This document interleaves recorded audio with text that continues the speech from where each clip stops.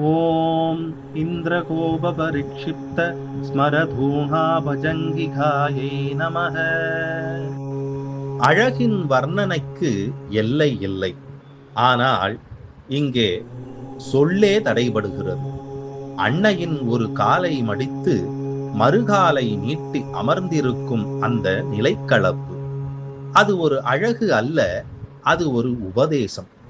முன்னங்காலில் பசலை படர்ந்திருக்கும் இந்திரகோபங்கள் மொய்த்திருக்கும். அவை மன்மதனின் அம்பாரத் தூணியை நினைவூட்டும். அம்பு எய்யும் வீரனின் தூணி போல அன்னையின் திருவடிகள் அழகும் அர்த்தமும் ஆத்மார்த்தமும் கொண்டவை. மன்மதன் சாம்பலானான். ஆனால் அன்னையின் திருவடிகளை பார்த்தவுடன் அவன் மீண்டும் உயிர்த்தெழுந்தான். அழகை வெல்ல முடியாது, அழகை வர்ணிக்கவே முடியும். அன்னையின் திருவடிகள் அம்பாரத் தூணி அல்ல, அம்பு அல்ல, அவைதான் தஞ்சம். லலிதாம்பிகை. த்யாயே பராமம்பிகா.